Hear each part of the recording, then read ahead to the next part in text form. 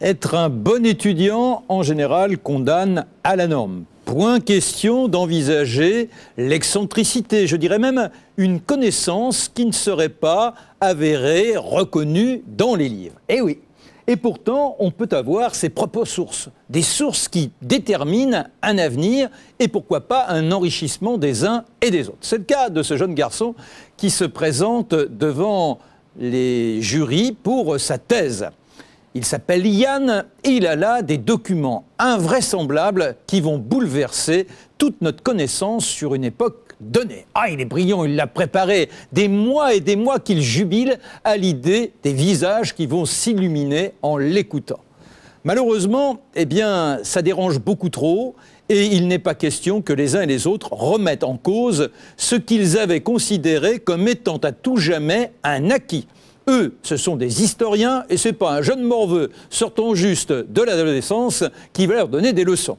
Et pourtant, ce garçon-là avait des grimoires qu'il tenait de son arrière-grand-père. Des grimoires qui, théoriquement, eh bien, permettaient de comprendre exactement ce qu'avait été la vie de ce personnage ô combien traité ici et là dans les livres d'histoire, Robert Surcouf. Oui, le corsaire. Eh bien, grâce à ces grimoires, on sait tout des prises qui ont été les siennes durant ces grandes cavalcades en mer. Mais le jury ne l'entend pas ainsi et le garçon va être renvoyé dans ses foyers. Mais il est tenace. Il va se servir de ses acquis pour aller à la rencontre de Surcouf à sa façon. Il s'appelle Yann Lequelec. Il rencontrera quelques temps plus tard l'un des descendants de Surcouf. Bah oui, hein, c'est invraisemblable. Éric Surcouf soi-même, que je reçois tout de suite. Mon cher Éric, bonjour. On ne va pas faire ceux qui ne se connaissent pas. Bonjour Marc. Ça va? Alors, le bonheur de vous retrouver, parce qu'avec vous, c'est véritablement, bah oui, en lignée directe, on replonge à quoi? 3 siècles d'ici? Oui, à peu près. Enfin, à peu près. Oui, c'est ça. Et du côté de Saint-Malo. Alors, on va camper l'arrière-grand-père. Arrière-arrière, ça fait combien de générations? Arrière, grand-oncle. Grand-oncle. Grand-oncle. Alors, faut pas... C'est le frère de... Hein, on est bien d'accord. Voilà. Alors, Saint-Malo, avec un bonhomme qui, dès sa prime enfance, se distingue des autres. Bah oui, c'est effectivement, il avait, je dirais, bon, cela dans le sang. Hein. Dans ma famille, on dit toujours bon sang ne saurait mentir. Donc c'est vrai que c'est un jeune garçon, un peu garnement, féru bien sûr de mer, de voile, etc. Et qui très vite montre des dispositions extraordinaires pour la navigation. C'est-à-dire que, alors dans ce livre que j'ai lu là, hein, qui Le Trésor de Surcouf, une préface de vous, et puis c'est là, c'est de Sandra Duhal, c'est au Glénat, l'éditeur, et on parle de ce personnage, Yann Lequelec, qui est lui-même le descendant d'un complice de votre arrière-grand-oncle, et ce personnage s'appelait Jean-Marie Lequelec. Voilà, c'est ça. Bon, hein, en fait, c'est un roman. Hein, c'est un roman, oui, mais enfin... Mais basé, disons, en très grande partie sur des faits réels. Sur des faits réels, et c'est là où on s'aperçoit que le petit Robert, à 10 ans, il est capable de partir sur sa barcasse en pleine tempête, et si on estime qu'il est en danger, eh bien, c'est à coup d'Ariviron qu'il reçoit ceux qui veulent le sortir de la mauvaise passe. Tout à fait, oui. Non, il est tellement intrépide qu'en fait, ses parents décident de l'envoyer dans un collège en pension. Ouais. Bien sûr, il part très vite de ce collège parce qu'un jour, on veut lui donner le fouet parce qu'il a entraîné des petits copains à faire le mur. Et là, il mord cruellement le père supérieur de ce collège religieux au mollet. Il arrive à sauter par la fenêtre, il s'enfuit. C'est l'hiver, il y a de la neige et on le retrouve 30 km plus loin, pratiquement mort de froid, et on le ramène à sa famille, et là les parents disent, bon, effectivement, on voulait en faire un prêtre, il sera pas prêtre, il sera marin. Il sera marin, donc, bon, bah, à la limite, ça n'étonne personne, quand on est à Saint-Malo, à l'époque, 90% des gamins finissent sur les bateaux. Oui, puis déjà, la famille Surcouf est déjà une famille très impliquée dans la mer, bon, et dans l'armement maritime. Alors, bon, pour autant, on pourrait faire une carrière classique, or il va devenir corsaire du roi. C'est là où il faut rappeler sans doute la différence entre le corsaire et le pirate, déjà. Ben, disons qu'en fait, il faisait à peu près le même métier, disons, mais il n'était pas du même côté de la frontière. Disons que, bon, un corsaire, c'était quelqu'un qui était donc un marin qui avait une lettre de marque. Alors cette lettre de marque était donnée par le gouvernement de l'époque, alors soit le roi, soit l'empereur après, à l'époque de Surcouf. Cette lettre de marque donnait le droit de faire la course.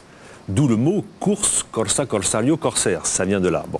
Et il ne pouvait attaquer que les navires qui étaient des navires de nations ennemies. Bon.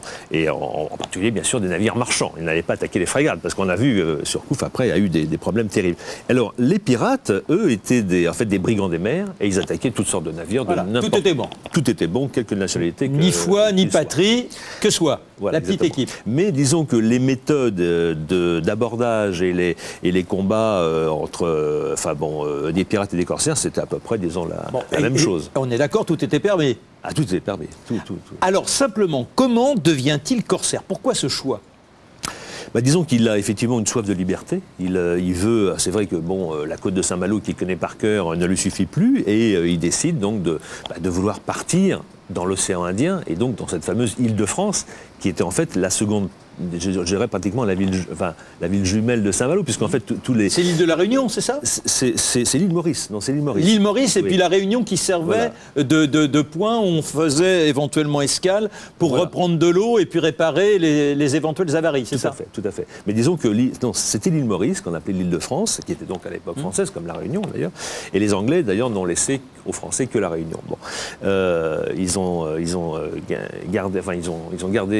laissé aux Français la montagne, ils ont pris la plage. Mais donc il a retrouvé, si vous voulez, à l'île Maurice, donc l'île de France, des cousins, puisqu'en fait il y avait beaucoup de familles malouines qui étaient installées là-bas, qui étaient marins, qui étaient déjà corsaires, et il y avait beaucoup d'armateurs également, dont d'ailleurs un de ses cousins, qui était lui-même armateur là-bas. Donc tout ça, si vous voulez, effectivement, a été plus ou moins un petit peu repris déjà dans le... Alors, essayons de comprendre combien il y a de bonhommes à bord avec lui, et quel type de personnage est-il? Alors, on fait toute cette page d'histoire, mais ne croyez pas que nous faisons concurrence à Franck Ferrand qui racontait des histoires sur Direct 8 tous les jours et sur Europe 1. Non. Après, on va venir à ce que vit aujourd'hui Éric Surcouf sur les traces de l'ancêtre. Mais il faut quand même savoir qui est celui-ci. Alors donc, le bateau.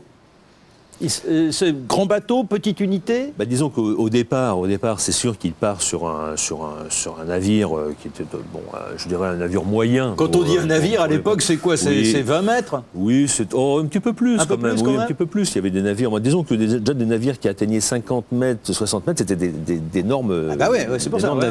Il faut savoir qu'il y avait une promiscuité extraordinaire à bord de ces bateaux. Les marins dormaient dans des hamacs tendus entre deux canons. Ils n'avaient pas, bien sûr, de cabines. Les cabines étaient réservées à quelques passagers de luxe, qui pouvaient être quelques gros marchands, etc., qui allaient à l'île Maurice. Et bien sûr, il y avait la cabine arrière du capitaine et quelques petites cabines exiguës pour les lieutenants. Voilà. Mais c'est vrai que ces navires, il y avait un monde énorme, je veux dire. Il y avait combien de personnes à bord à peu près? Disons que sur un navire, je dirais, tout dépendait. Un navire corsaire, il n'y avait pas énormément de personnes. Il y avait peut-être 100, 150 personnes, je dirais. Mais donc, c'est quand même sur 30 mètres. Mais il y avait des navires marchands qui faisaient une quarantaine de mètres, où là, il pouvait y avoir jusqu'à 1000 personnes. Donc on est dans ce grouillement, sans hygiène, sans rien. Très rapidement dépourvu de nourriture, parce que on partait, je l'ai déjà signalé, on partait avec des animaux sur pied, mais dès la première vague un peu violente, ils étaient balayés, puis après il fallait se débrouiller avec les moyens du bord. Et puis une fois qu'ils avaient mangé effectivement les quelques poules, les quelques chèvres qu'ils avaient emmenés, il fallait effectivement après manger les biscuits, vous savez, ces fameux biscuits très durs qu'on trempait dans de l'eau, qui ne devaient pas être très très bons. Et l'eau qui devient très rapidement rance aussi, parce qu'elle est là, elle est stockée dans les tonneaux. Il disait même que pour boire, il fallait serrer les dents, parce que il y avait des choses extraordinaires qui flottaient à la surface des tonneaux. Donc c'est vrai que cette promiscuité crée effectivement le scorbut très rapidement. Alors on ne savait pas à l'époque guérir le scorbut. On ne savait même pas ce qui était la raison même du scorbut, à savoir l'absence de vitamine C. Voilà, tout à fait.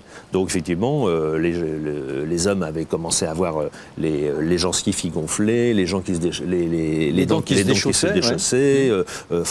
Et ils mouraient souvent d'ailleurs dans des souffrances atroces. Et il y avait quelquefois jusqu'à, je dirais, la moitié, quelquefois même 2/3 de l'équipage d'un navire qui pouvait mourir. Qui passait à trépas, du scorbut. Alors, voyons le personnage. Il est comme vous, grand gaillard, comme ça, dans la famille Surcouf. C'est pas de la demi-teinte. Nous sommes effectivement les hommes et les femmes d'ailleurs, puisque j'ai quand même 3 sœurs qui sont également grandes.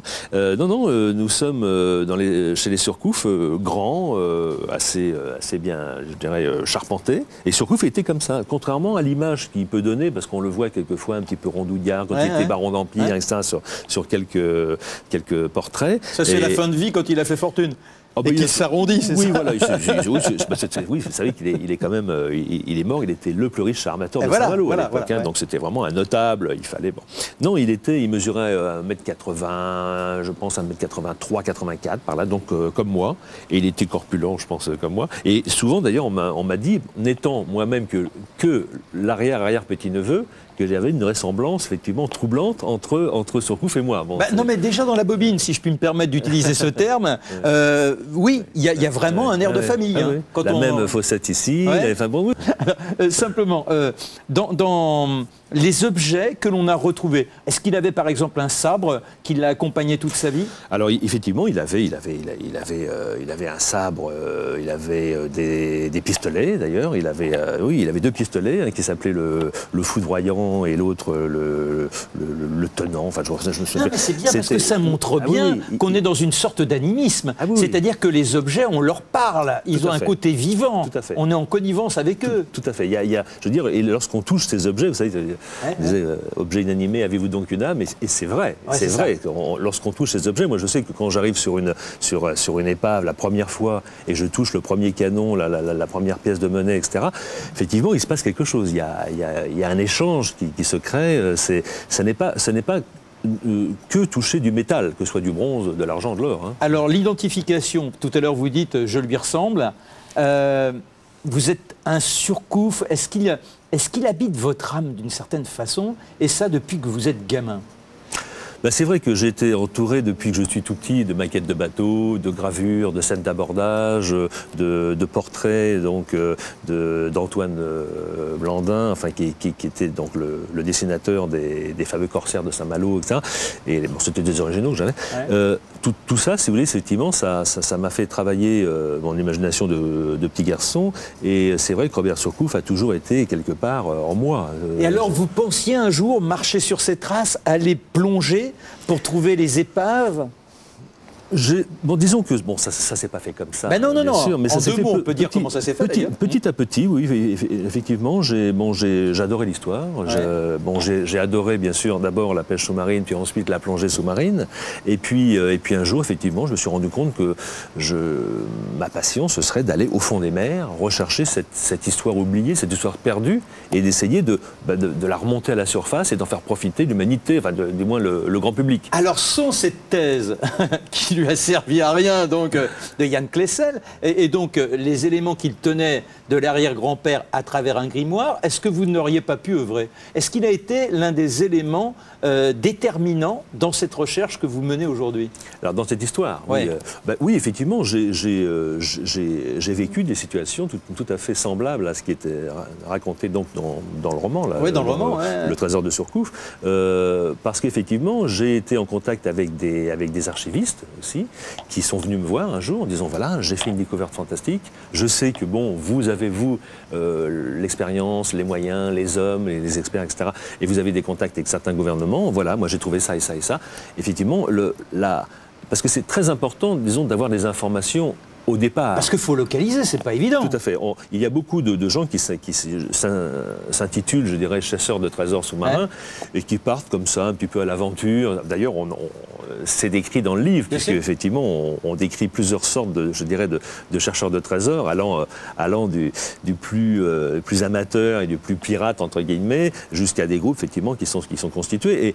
Et on est relativement peu nombreux au monde. Alors, Éric, la première fois que vous plongez sur une épave, vers une épave, comment l'avez-vous localisé et c'était où? Alors la première fois, c'était, ça remonte déjà à un certain temps, c'était en 1980, c'était à Haïti, et c'était une épave d'un pirate.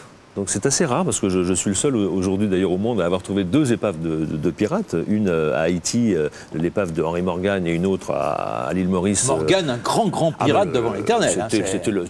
On l'appelait ça, c'était l'amiral des flibustiers. Ça.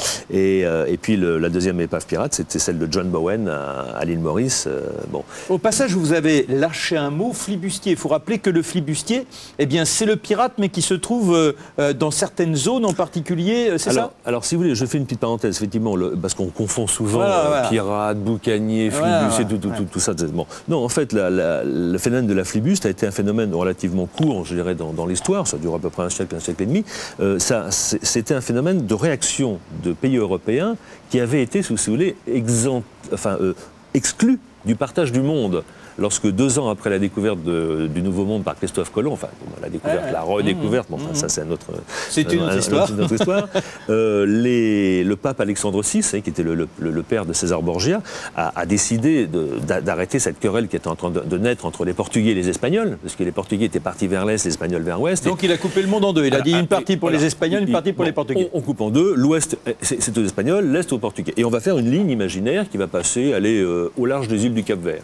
Et les Portugais ont dit bon d'accord, et puis quelques temps après ils ont demandé si la ligne ne pouvait pas être un peu décalée dans l'Atlantique. Les Espagnols ont dit ils sont fous, mais enfin on l'accepte. Et finalement ils avaient déjà 6 ans après la découverte officielle du Brésil par Cabral, découvert le Brésil. Ce qui fait que c'est aujourd'hui le seul pays d'Amérique du Sud où on parle portugais. Mais c'est amusant la conséquence géopolitique. Bon, donc voilà, donc la flibuste, ce sont les autres pays en réaction et qui vont attaquer... La France, la Hollande, l'Angleterre, qui se sont dit, mais attendez, pourquoi avons-nous été exclus du partage du monde? Le testament d'Adam n'a jamais dit que. Bon.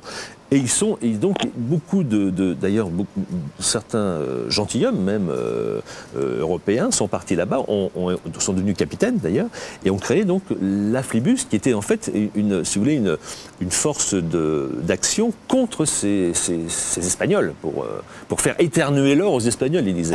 C'est joli, ça a éternué l'or. Alors, grâce à vous, on va entrer dans la complicité d'une plongée. Moi, je n'ai pas vu les images, mais vous les connaissez par cœur. Alors, on va les commenter. Je vais regarder l'écran. Voilà. Et puis, vous allez nous donner les éléments. Alors, c'était déjà il y a quelques années. C'était une opération à l'île Maurice. Alors celle-ci, là, vous voyez effectivement... comment on aborde des récifs, vous voyez, c'est pas toujours facile, effectivement, parce que très souvent la mer est déchaînée et il faut se rendre, effectivement, sur les lieux des opérations. Et c'est difficile, je suppose, de localiser l'épave en tant que telle. Alors on localise effectivement avec déjà des magnétomètres, qui sont des appareils qui permettent de mesurer les différences de champs magnétiques ambiants. Nous avons aussi des sonars. Alors il y a les sonars qui sont des sonars à pénétration de sédiments et des sonars latéraux. Donc tous les objets qui dépassent du fond de la mer sont effectivement localisés. Mais au départ, c'est dans un manuscrit que vous trouvez l'histoire de tel bateau, et donc vous dites c'est à peu près dans cette zone qu'il nous faut aller. Effectivement, ce sont à ce moment-là des archivistes qui travaillent avec moi. J'ai plusieurs archivistes qui travaillent et qui me disent, voilà, à tel endroit, effectivement, il y a eu un naufrage, le 6 août 1682, il y a eu tel et tel naufrage. Et là, on travaille alors avec la poêle à frire, comme tout Kidam le dimanche dans la forêt de Fontainebleau. Alors là, c'est un fait, effectivement, un petit peu particulier, c'est que nous sommes sur le plateau corallien, et c'est un récif, hein, et là, effectivement, comme c'est à marée basse, on peut, avec une poêle à frire toute simple, détecter des tas de vestiges. Et alors là, c'est un canon que là, il y avait un canon, des ancres, des morceaux de porcelaine cassés, etc. Et donc, ça nous permet, si vous voulez, ces indices nous disent, ben voilà, effectivement, il y a un naufrage. Bon, là, effectivement, c'est un exemple un peu, je dirais, un peu frappant, parce que, bon, l'épave est à découvert. En général, elle est sous l'eau. Voilà, mais là, on peut trouver quoi sur une épave comme celle-là? On peut trouver vraiment des objets qui aient une valeur? Ah oui, bien entendu. Même quand à la fleur de façon aussi significative. Oui, parce que ces objets sont sous le corail. Les gens pensent, si vous voulez, que lorsqu'on voit des canons, des ancres, il n'y a plus rien. Mais effectivement, il y a une chose qu'ils ne savent pas, c'est que le corail pousse d'1 mètre par siècle, et ça englobe les petits objets et repousse les grosses masses. Donc ce qui fait que nous avons, là vous voyez, c'était par exemple, c'est pour montrer un exemple à l'image, c'est un navire de 52 mètres de long que nous avions affrété. Donc effectivement, je reviens à ce que je disais, les gens se disent, bon tiens, il y a une épave, je l'ai déjà survolée comme ça en plongée, il n'y a que des canons. Mais lorsque vous allez 3-4 mètres en dessous, vous trouvez l'épave et vous trouvez les porcelaines. Mais alors, les porcelaines, est-ce qu'elles vous appartiennent ou pas? Parce qu'il y a quand même toute une législation par rapport à ça. Il ne suffit pas d'avoir un trésor ou alors il faut partir en loose-dé pour devenir corsaire à sa façon. Alors nous sommes des corsaires, nous ne sommes pas des pirates, attention. Donc au lieu d'avoir une lettre de marque, on a une concession gouvernementale, effectivement, et ce sont des autorisations qui sont données par les gouvernements dans la zone dans la limite des eaux territoriales, c'est-à-dire les 12 000 marins. Bon. Et là, effectivement, ça appartient au gouvernement. Et là, vous trouvez quoi, là? Là c'est une meule à grains. Une meule à grains qui était couramment employée sur les navires pour moudre le grain et faire du pain. Donc, effectivement, lorsque vous avez une autorisation gouvernementale, tout est prévu, le partage, etc. Bon, bien sûr, je ne parle pas des pays comme la France et d'autres pays européens qui eux, ne sont pas du tout, malheureusement, je dirais, prêts à faire ce genre de choses. Mais il y a un certain nombre de pays, comme par exemple l'Indonésie, actuellement, où je monte une très très grosse opération, dont je vous parlerai tout à l'heure, et qui acceptent de faire un partage à 50-50, après, bien sûr, avoir eu le droit de préemption prioritaire sur tous les objets qui ont un caractère unique pour leur patrimoine. Ce qui fait que les caves de leur musée ne sont pas engorgées de porcelaine ou autre chose, comme en France, où les amphores sont en dessous sont écrasées par celles du dessus. C'est une aberration. Donc, voilà. Bon, enfin, bref. Donc personne n'en profite. Alors simplement, très peu. Bon, on va parler de ce qui fâche, c'est-à-dire en général c'est l'argent. Hein. Vous le trouvez comment l'argent? Faut chercher des mécènes ou des sponsors? Le mécène, c'est la riche personne qui accepte de vous donner sans véritablement voir exposer, donc sans aucun bénéfice immédiat d'image. Et le sponsor, c'est telle marque qui... alors comment vous faites? Et puis vous avez aussi une troisième catégorie, c'est le financier privé, qui peut être à la tête d'un gros groupe et qui, en fait, au début, le fait parce qu'il aime la mer, il aime l'aventure, il aime l'histoire, il aime peut-être aussi les porcelaines chinoises, etc. C'est un collectionneur souvent lui-même. Il peut être lui-même à la tête d'un gros groupe et en faire participer dans un processus de parrainage, enfin, sponsoring, son entreprise. Et c'est, la plupart des cas, ce genre de personnes. Les mécènes, non, il n'y en a pas beaucoup, sauf au cours des opérations, des mécènes peuvent venir se greffer et des sponsors viennent aussi pouvoir se greffer sur l'opération si nous n'avons pas un sponsor au départ. Alors, il vous faut combien de temps à passer dans les bibliothèques en véritable rat? Il y a les rats sur les navires, mais il y a les rats également dans les bibliothèques pour arriver à trouver le bateau et sur lequel, parce que là encore, on subodore que. Mais on ne sait pas véritablement s'il y avait tel trésor à bord ou pas, ou si d'autres ne l'ont pas déjà. Alors, au début, c'est vrai qu'il y a une... Bon, moi, je fais ça maintenant depuis pratiquement une trentaine d'années. Ouais.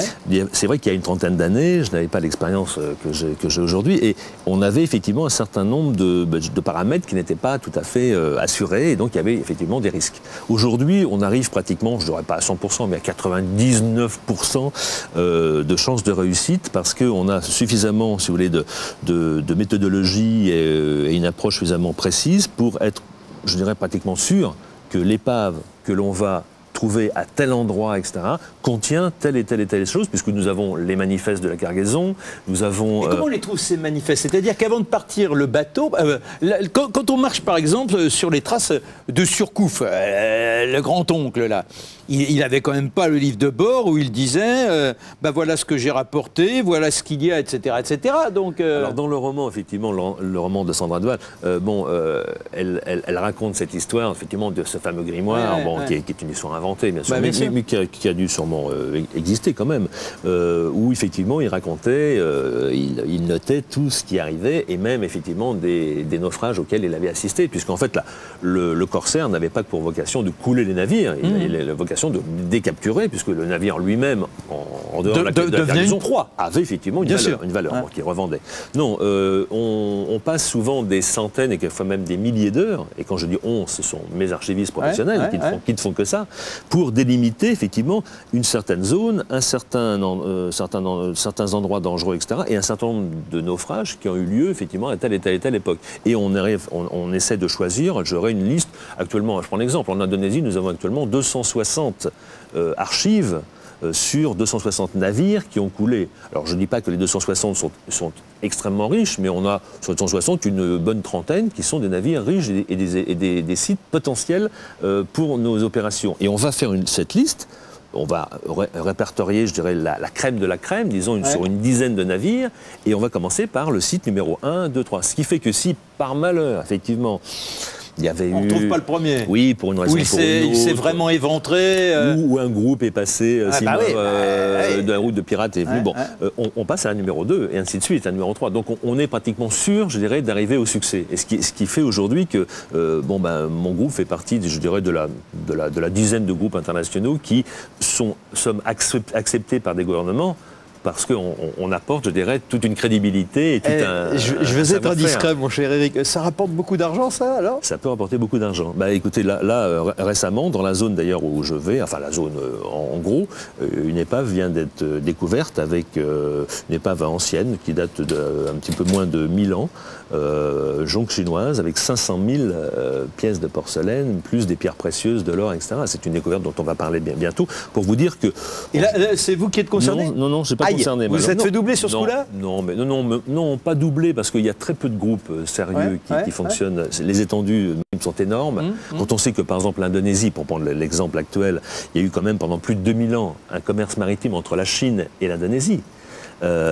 Les Chinois avaient interdiction, leurs empereurs leur interdisaient de transporter du numéraire. Donc qu'est-ce qui se faisait pour aller acheter, si vous voulez, des épices, il fallait avoir monnaie d'échange, donc du matériel. Et ben voilà, le troc. Et qu'est-ce qu'ils savaient bien faire et la base, c'était de la porcelaine. Et donc il y avait des cargaisons de 50 000, 100 000, 200 000, jusqu'à 500 000. Mais dites-moi, le sel, on dit que ça érode tout. Alors imaginez un bateau coulé il y a 5 siècles, 10 siècles, ou je ne sais trop quoi, il ne reste plus rien. Ou alors disons que... Non, alors il y a les denrées périssables, alors ça, on les oublie. Non, mais je parle... Mais non périssables, l'or, l'argent, les pierres précieuses... C'est pas attaqué tout ça par le sel? Ah non, absolument pas. Non. Ça reste... L'argent peut, effectivement, il y a une oxydation qui se fait, mais on traite très bien par électrolyse, etc. L'or, ça reste impeccable. Hein. Un petit coup de brosse et c'est... Bon, les porcelaines, effectivement, les porcelaines peuvent effectivement être un petit peu érodées, etc. Mais vous savez que les porcelaines, c'était du bleu de cobalt qu'ils peignaient avant la cuisson. Donc, ce qui fait qu'en fait, les couleurs sont entrées dans la porcelaine. C'est d'ailleurs ce qui est magnifique dans la porcelaine chinoise. Et ce qui a étonné, d'ailleurs, les Européens, lorsqu'ils ont capturé les premiers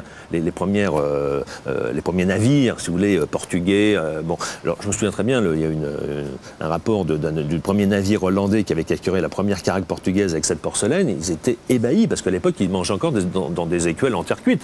Et c'était extraordinaire, ces porcelaines cuites à 1300 degrés dans des fours. Ils n'avaient pas cette technologie encore. Alors, avant de comprendre ce qui se passe dans votre traite, au moment où vous effectuez la plongée, qu'il y a la découverte, etc., on va reprendre, toujours grâce à vous, deuxième lecture d'image, si je puis dire, allez, l'album de souvenirs, hein. Et puis vous nous faites le commentaire, voilà, hein, c'est prêt, et vous nous dites là où nous nous trouvons, et si vous êtes capable de cibler ce que vous visez. D'accord. Ça vous dit quelque chose, là? Oui, tout à fait. Tout à fait. Là, nous sommes effectivement, je crois reconnaître des images, nous sommes à l'île Maurice, au tout début d'une opération sur un navire hollandais qui s'appelait le Province Unie, le Gunir de Provensen. Et c'est un navire qui transportait 90 000 pièces de porcelaine chinoise, Ming. Vous voyez, là, ce sont les premiers tessons que l'on trouve, sous, effectivement, 3,50 m de sédiments de corail mort. Ça, c'est un boulet de canon que l'on remonte. Vous voyez, ça n'a aucune valeur, le boulet de canon? Ça a une valeur historique pour le musée. De toute façon, on a laissé 80% de nos découvertes au musée de l'île Maurice, et ça leur faisait très plaisir d'exposer ça dans leur vitrine.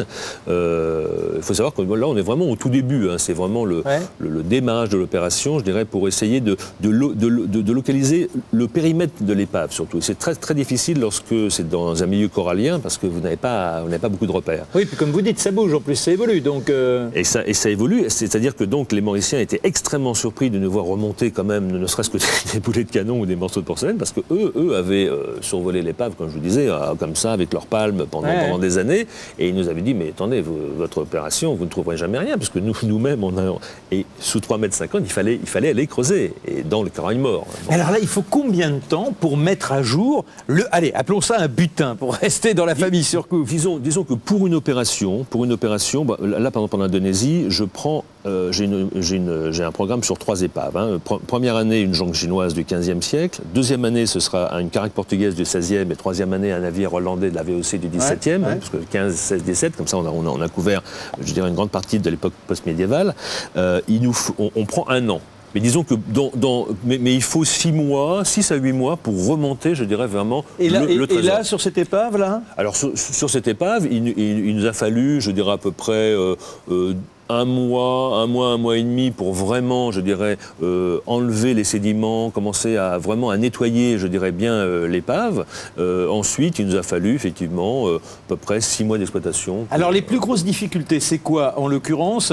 C'est d'arriver à comprendre les courants, de pouvoir également mettre en équation les caprices de la mer en fonction des marées, etc. Tout à fait. Il faut se remettre complètement, et c'est ça d'ailleurs qui est très intéressant, dans la peau du capitaine à bord de son navire qui est sur le point de s'écraser sur une barrière de corail.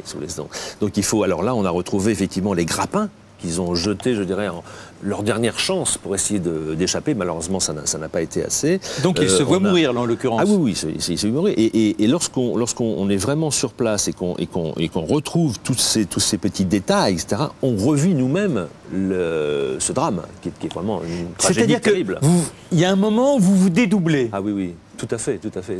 On est vraiment dans le passé. On remonte complètement dans le passé et d'ailleurs nous avons, et c'est même extrêmement émouvant parce qu'on rend hommage quelque part aussi à ces marins qui sont morts. Là, et il y a des squelettes qui apparaissent à des moments ou à un autre. Est-ce que vous avez comme ça, la présence qui fait que... C'est une question très très pertinente, ça, parce que effectivement, il nous est arrivé une fois ou deux, pas toujours parce qu'en général c'est très difficile, mais une fois ou deux dans un milieu, je dirais, pas un milieu corallien, mais un milieu vaseux, sableux, vaseux, etc., que des os, entre autres des os humains soient bien conservés. Alors en général, ce qu'on fait, c'est qu'on les met précautionneusement de côté et on les déclare à la fin des opérations. Et là, on fait une cérémonie avec les gens du gouvernement, etc. Parce que si on les déclare en cours d'opération, notre épave peut devenir une sépulture marine. Et là, à ce moment-là, ça complique tout. Attendez, voilà. Oh là là, il nous en révèle des choses. Voyez. C'est-à-dire que si c'est une sépulture marine, ça serait considéré comme profanation, et donc on arrête. Ça pourrait, par certains gouvernements, effectivement, qui ont une certaine culture, le respect, effectivement, C'est le culte des ancêtres selon les lieux. Il n'est pas question de déranger les aïeux. Exactement. Ou alors il faudrait pourquoi pas passer par un chaman pour pactiser un accord avec les esprits, leur demander l'autorisation. Effectivement, puisque vous savez, vous ne trouvez pas un trésor, on vous donne un trésor. C'est la tradition, je dirais, de notre confrérie, entre guillemets, de chercheurs de trésors au niveau mondial. Donc il y a quelque part, si vous arrivez à trouver ce trésor, c'est qu'on a bien voulu que vous le trouviez. Vous voyez, comment vous choisissez vos hommes? Là, vous allez partir en Indonésie. Ceux qui vont vous accompagner, vous serez combien à bord? Alors, j'aurai une équipe à peu près de 30 à 35 personnes, dont une dizaine de Français. Et le reste donc des Indonésiens et surtout des plongeurs indonésiens qui sont d'ailleurs très bons. C'est pas la peine de faire venir des plongeurs de France. Alors, le plus difficile, c'est de créer une unité. Alors tout à l'heure, on parlait du Robert, le Robert Surcouf. Vous disiez meneur d'hommes, il savait créer cette atmosphère. Il savait bien s'entourer. Voilà. Oui, mais bon, et c'était pas facile parce que souvent c'était la lie de la société qui se retrouvait. Il y avait quand même pas que du beau monde à bord. Disons qu'il essayait quand même de prendre des gens, effectivement, des gens qui l'entouraient étaient des jeunes. De Saint-Malo, qui étaient des gens honnêtes, qui connaissaient, donc ils connaissaient la famille, etc. Il s'entourait. C'était pas. Les marins, effectivement, souvent les marins. Quand on parle de la piraterie, on voit plutôt le gars qui sort de. C'est là la grande différence entre le corsaire et le pirate. Oui, les pirates, souvent, on appelait ça shanghailler. Ils shangaillaient les marins, c'est-à-dire que quand ils repéraient quelques marins qui avaient l'air d'être libres, ils les faisaient boire dans les tavernes, et puis ils se réveillaient au petit matin, ils étaient à bord d'un bateau. Au fond de la cale, en train de naviguer. Vous voyez. Ça s'appelait shanghailler. C'est joli. Et ça, c'était les corsaires ne faisaient pas ça. Non, les corsaires. D'ailleurs, il y a eu un précédent fabuleux avec Robert Surcouf, justement, où il a failli se battre en duel. C'est un des nombreux épisodes, parce qu'en fait, dans ce livre, tous les épisodes un peu croustillants de la vie de Surcouf sont passés en revue, où il contre ce fameux capitaine corsaire Dutertre. Il s'était chamaillé pour une bêtise au large. Ils s'étaient rencontrés un jour. Surcouf avait offert un tonneau de Porto. Dutertre avait offert un tonneau de Porto. Surcouf avait offert des vêtements. Et l'un lui a dit mais attendez, Surcouf, moi quand j'offre quelque chose, je veux rien en échange. Alors voilà ton Porto, voilà ce que j'en fais. Mais tes vêtements aussi. Ils se sont querellés. Et quand ils se sont retrouvés effectivement au moment où Robert Surcouf voulait armer donc la confiance et donc réunir aussi un équipage le plus performant possible. Duterte était en train de faire la même chose. Et là, ils se sont corrélés, ils se sont arrivés jusqu'à se provoquer en duel. Et ils ont été, le duel a été arrêté in extremis par le gouverneur de l'île Maurice, parce que sinon, ils étaient en train de s'entretuer. Bon. Alors, vous êtes beaucoup plus pacifiste, hein. Il n'en reste pas moins. Comment créer une ambiance quand on va être dans la promiscuité pendant 1 an et avec des cultures différentes, des façons de se comporter qui font que c'est pas très facile. C'est très important, effectivement. Il faut savoir choisir ses hommes. Il faut déjà des gens qui aient le respect d'autrui. Et j'ai eu des expériences, bon, bien sûr, on en a tous un peu malheureuses, et j'étais obligé de me séparer quelquefois d'un membre. Qu'est-ce qui faisait qu'à un moment donné, il y avait comme ça un comportement insupportable? Lorsqu'on est sur un bateau, au bout d'un certain temps, au début, tout va bien. Je dirais, le premier mois, ça se passe bien. Et puis le deuxième mois, il y a un peu de laisser-aller, il y a les gens qui... Alors j'ai une certaine discipline, si vous voulez, par exemple, avant les repas, prendre une douche, être habillé décemment. Avec des vêtements... Non, mais des vêtements propres. Oui, non, mais quand je dis décemment, c'est ça. Hein, dans une certaine élégance, qu'il n'y ait pas de... Voilà, et puis, qu'on sache se respecter. Et puis ne pas, se tenir correctement, je dirais pas... Bon. Et donc, il y a des gens, en général, qui se tiennent bien et qui ont le respect d'autrui, et donc à ce moment-là, ça se passe très bien. Et puis d'autres qui, où ça peut dégénérer un petit peu. Et puis au bout d'un moment, après, alors je laisse toujours de chance. Hein, je l'ai prévu une première fois. Et la deuxième fois. Mais alors, bon, on sait aussi que la solitude, c'est la lèpre de l'âme. Il y a un moment, on aimerait bien pouvoir faire exulter son corps, c'est pas possible. Comment on arrive à calmer... Nous ne sommes pas dans la marine anglaise. Hein, là. Oui, comment on arrive à faire en sorte que les uns et les autres oublient ces exigences physiologiques? Tous les 2 mois, il y a un break. Ah d'accord. Ouais, tous les 2 mois, il y a 15 jours de vacances. Et là, donc, où ils peuvent éventuellement faire venir leur famille, ou même partir à l'étranger, ou aller dans un petit club local, etc., s'amuser et faire ce qu'il veut. Donc ça... Bon, non, il faut une soupape, c'est sûr. Et savoir faire preuve de solidarité, être toujours à l'affût de l'autre. Oui, ça je dirais que c'est la base. D'une part, être très, très solidaires les uns vis-à-vis des autres. En plus, je demande aussi au niveau des qualifications que les gens aient au moins 2 casquettes, sinon 3. Ah ouais. Donc c'est quand même plusieurs compétences. Voilà, exactement. Donc non, parce que j'ai quand même j'ai directeur d'opération, directeur technique, directeur de bien sûr souvent le directeur des archives qui vient, j'ai le directeur de la localisation, j'ai le directeur de la restauration-conservation, j'ai le chef plongeur, enfin j'ai etc. Bon. Et au moment où on se retrouve face à l'or, par exemple, est-ce qu'il n'y a pas une sorte de frénésie qui vient? Est-ce que là, tellement captivé par ce scintillement, par cette recherche, et être au contact du faramineux, est-ce que tout le monde arrive à garder son calme? Qu'est-ce qui se passe? Disons que c'est bon. En général, oui. Ça m'est arrivé une fois seulement qu'il y ait un jeune assistant qui soit un petit peu plus excité que les autres. Mais on l'a vite calmé, on lui a vite expliqué que ça n'était qu'en fait que du métal et que même s'il y a un côté très affectif dedans et très historique. Mais c'est vrai que le mot or, c'est un mot magique. Bon, je veux dire, moi, j'ai connu des gens qui simplement au son de ce mot devenaient un petit peu fous.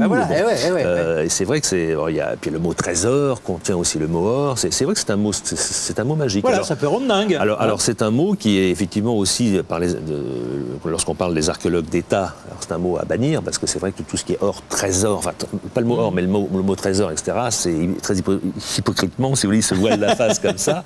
Bon, mais ce sont les premiers. À vouloir toucher les lingots. Hein. Allez, on se fait une dernière plongée et puis après on va aller accueillir notre deuxième invité. Dernière plongée avec vous, Éric Surcouf, et puis vous nous donnerez comme ça l'endroit où vous allez vous situer en Indonésie et dans combien de temps? Allez, les dernières images, on les a là? Alors là, effectivement, on rencontre au fond des mers des... Dangers, là? Pas que des trésors. Oui, là, c'est un serpent, quand même, qui est venimeux. Et bon, ils viennent comme ça. C'est pas extrêmement dangereux, parce que souvent, ils viennent par curiosité. Alors, on parle souvent des requins. Bon, c'est vrai que les requins viennent. Et puis, pareil, ces bêtes qui font du bruit avec... Vous savez qu'on fait beaucoup de bruit avec les bulles et les compresseurs. Et donc, ils viennent nous visiter. Alors ça, voilà, donc... On peut plonger relativement longtemps ou est-ce que là aussi il y a une nécessité d'observer un certain temps de repos entre deux plongées parce que sinon il y aura une fatigue du cœur? On est obligé effectivement de limiter les temps de plongée, mais vous savez, c'est toujours une question de rapport temps-profondeur. Hein. Si vous êtes à 3 mètres de fond, vous c'est pas la même chose que si on est à moins 10 mètres, voire moins 30 mètres. À 40 mètres. Et on peut descendre jusqu'à combien comme ça? Disons qu'on essaie, nous, de limiter. Alors on peut descendre très profond, hein, puis maintenant il y a des techniques qui vous permettent de descendre à des profondeurs de plus de centaines de mètres. Je veux dire, bon. Mais non, on essaie de limiter, nous, à 50-55 mètres à peu près, parce qu'après, on est obligé de changer de technique, de plonger avec des mélanges, vous savez. Avec l'hélium. Voilà, oxyhélium, etc. Bon, et des temps de compression, Oui, toutes les techniques, disons, employées dans l'offshore, pétrolier, entre autres, etc. Et ça devient beaucoup plus cher à ce moment-là. Donc, on essaie de limiter, vu quand même qu'on a un certain choix dans les épaves, on peut choisir nos épaves sur la fameuse liste dont je vous parlais tout à l'heure. Donc, alors, il faut savoir aussi que, je vous parlais tout à l'heure de coûts, c'est vrai que, une opération, là, les opérations que je vais prendre, c'est... Il y a 2 étapes. Première étape, c'est 700 000 €. Ça couvre toute la dernière préparation des opérations sur le site, la dernière localisation, etc., jusqu'à ce qu'on ait trouvé l'épave et qu'on puisse la présenter pratiquement sur un plateau. Mais elle est toujours au fond de la mer. Et puis ensuite, la deuxième étape, c'est 900 000 €. Donc, ce qui fait un total d'1,6 million en tout. Mais ce qui n'est pas énorme en soi. Non, ce n'est pas énorme en soi dans les opérations. Oui, j'adore. Vu qu'on est quand même sur des épaves avec quelquefois 100 000 ou plusieurs centaines de milliers. Mais Éric, vous êtes sûr de votre coup, là? C'est-à-dire que... oui, tout à fait. Tout à fait. Je veux dire, on est aujourd'hui dans une... Mais là, par exemple, quelqu'un qui vous verrait... Oui. Il peut se dire, je vais arriver le premier sur place. C'est pas possible, on peut vous doubler sur le coup. Vous avez maintenant... Vous savez, la mer est immense. La mer est immense. Si effectivement il avait les coordonnées, latitude et longitude... donc là c'est silence. Et d'ailleurs, je n'en parlerai pas. Oui, vous dites simplement Indonésie. Voilà. C'est tellement immense. C'est tellement vaste. Je peux même dire partie occidentale de l'Indonésie. Vous voyez, je peux même aller jusqu'au... C'est tellement grand. Vous savez que l'Indonésie, c'est grand comme le bassin méditerranéen. C'est vraiment... Non, il n'y a aucun risque à ce niveau-là. Non. Mais on connaît les épaves, par les archives, alors les jonques c'est un peu particulier, il y a une connaissance locale, il y a des circuits, etc., de pêcheurs, etc. Donc on sait où sont les épaves. Il faut maintenant simplement avoir l'argent pour y aller. Dans combien de temps vous y serez? Dès que j'ai il vous manque encore tout est prêt, tout est prêt. Et dans combien de temps théoriquement? Écoutez, là normalement, j'ai déjà des contacts. Vous avez les bons clients là quand même. Je n'ai pas de financement définitif, donc effectivement. Si un financier... si vous avez combien, il vous faut combien? 700 000 €. 700 000 €. Une bricole. On va pas chipoter 700 000 €. Vous savez, la dernière découverte, c'est quand même 80 millions d'euros de bénéfices. Qui vient d'être... c'est quand même... Vous voyez, et votre plus gros bénéfice comme ça sur un trésor? Ça n'a pas atteint 80 millions d'euros, mais ça a atteint effectivement plusieurs millions d'euros. Voilà, un homme heureux. Merci. Merci de ce moment passé en votre compagnie. Venez avec moi parce qu'on va accueillir notre autre invité. Alors là, c'est beaucoup... Enfin, c'est pas plus pépère, mais disons que c'est plus humain, hein, on est bien d'accord. Plus modeste. Terrestre. Et terrestre. Oui. Modeste et terrestre. Alors, vous vous occupez de l'organisation comment ça s'appelle? Bicyclair, c'est ça? Oui, c'est un projet qu'on a appelé Bicyclair et que je réaliserai seul. Le fil conducteur de ce projet, c'est de traverser l'Eurasie en vélo, seul donc, avec sur le vélo un instrument de mesure de la pollution de l'air et donc de fournir en continu des mesures de la pollution de l'air. C'est-à-dire d'aller dans les endroits les plus reculés qui sembleraient aujourd'hui être à l'écart de tous les parasites humains et de dire, non, regardez, il y a des retombées parce que les courants, ils sont là et... Il y a différents objectifs. On voit la carte, votre parcours. Il y a différents objectifs. Il y a les lieux, évidemment, qui sont très peu pollués, qui sont intéressants en tant que tels, mais aussi les lieux pollués. On imagine que toutes les grandes villes sont polluées de la même manière. Elles le sont toutes de façon différente. Et donc, c'est très intéressant, au moyen d'un vélo, donc d'une logistique assez souple, de traverser ces villes et de caractériser le temps de l'escale, la pollution de cette ville. Alors dites-moi, le vélo, il y a quoi dessus? Parce que ça nécessite un matériel, une technologie relativement handicapante pour... C'est toute l'originalité technique de ce projet, c'est-à-dire la capacité à adapter un instrument qu'on utilise comme ça couramment ici dans nos villes, à l'utiliser sur un vélo. Donc, qu'est-ce qui produit de l'énergie sur un vélo? C'est la dynamo, c'est un panneau solaire, donc sur la dynamo, 2 batteries qui seront rechargées en permanence, et sur ces batteries, l'instrument. Mais pour autant, vous n'allez pas vous servir de cela pour qu'il y ait une pédalée qui se fasse malgré les mollets, c'est ça? Non. Vous n'êtes pas en train d'inventer la mobilette solaire? Non. Ça reste du vélo, et au lieu d'alimenter la lumière, j'alimente mon instrument. Pourquoi vous avez pensé à ça? Parce que vous êtes très attentif et très soucieux pour l'écologie? Je suis d'abord scientifique. Je travaille dans un laboratoire qui s'intéresse à la pollution et au changement climatique. Ouais. Je travaille, on parlait au début de l'émission d'un jeune thésard qui a changé sa vie. Moi, je suis encore en thèse, et avant de terminer cette thèse, qui s'intéresse à la pollution de l'air à Pékin, je me suis dit comment se projeter ensuite. Et en regardant une carte, je me suis dit, je suis en train de réaliser que la pollution à Pékin est complètement différente de celle qu'on connaît ici à Paris, qui est due au gaz, etc. Qu'est-ce qu'il y a entre les deux villes? Comment ça se passe? Quel est le rapport des populations avec l'énergie? On voit des images, parce que c'est au-delà de la pollution de l'air. Quand on voit tout ce qui traîne ici dans la nature, comment malheureusement il y a un saccage organisé, enfin, même pas organisé, c'est la négligence, on n'est même pas conscient. Est-ce que vous n'avez pas l'impression, malheureusement, que ça ne servira pas à grand-chose? Écoutez, moi, mon objectif, c'est évidemment faire de la science, mais le deuxième objectif, c'est de communiquer autour de ce projet. Je l'ai appelé Bicyclair. On va s'intéresser aussi à la pollution de l'eau. Oui, c'est mon vélo. Il y a 3 semaines en Turquie. On va s'intéresser aussi à la pollution de l'eau, non pas en faisant des mesures, mais en donnant des coups de projecteur sur des sites de ressources en eau, et en présentant les difficultés que chacune de ces ressources peut rencontrer. Et vous partez quand, là?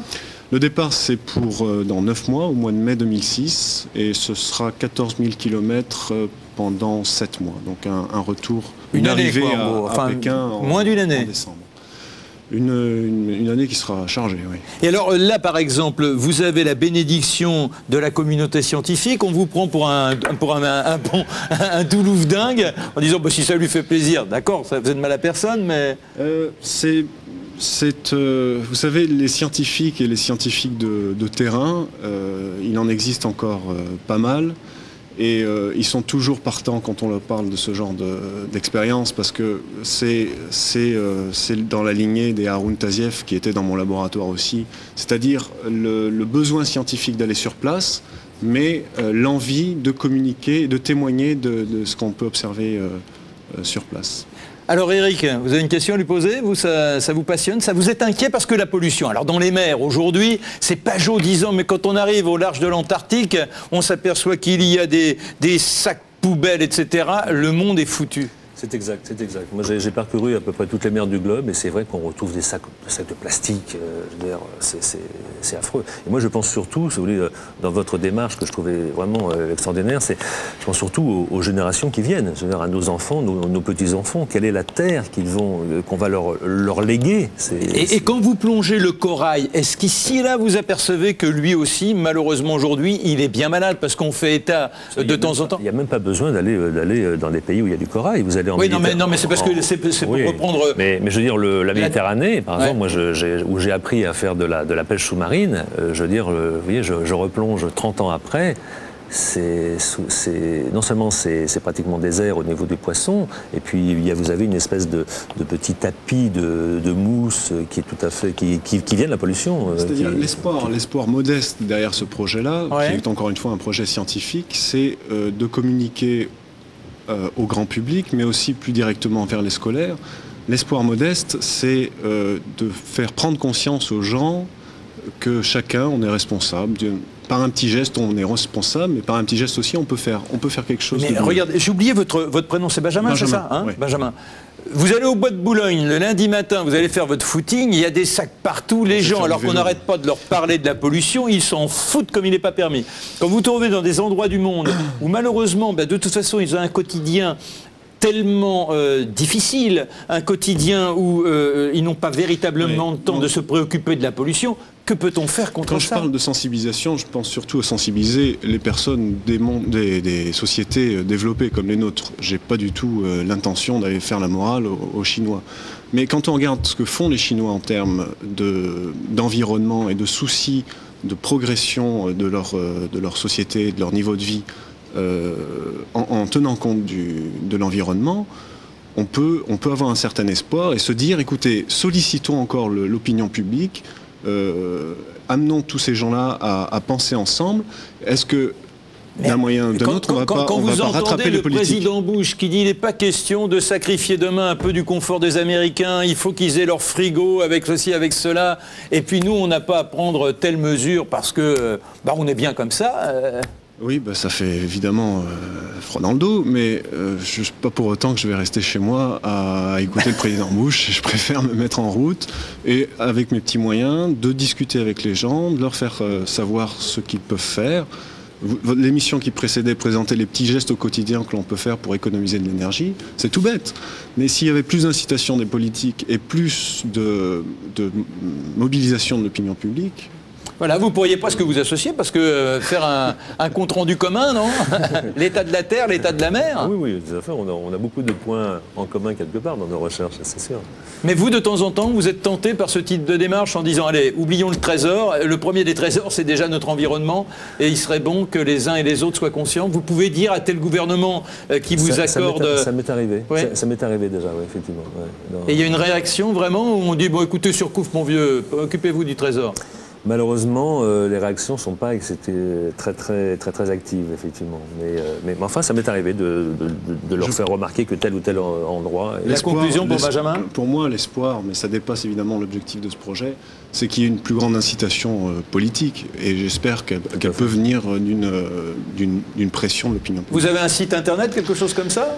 J'ai donné ces... non, mais donnez-le, ça va s'afficher peut-être, mais en plus, vous ne le connaissez pas par cœur? Si, bien sûr. Alors, allez-y. Alors, c'est http://bicyclair, BICYCLAIR.free.fr.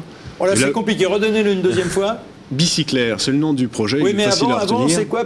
Oubliez le bon, d'accord, tapez bicyclair.free.fr. Normalement, vous devriez avoir des nouvelles de nos activités.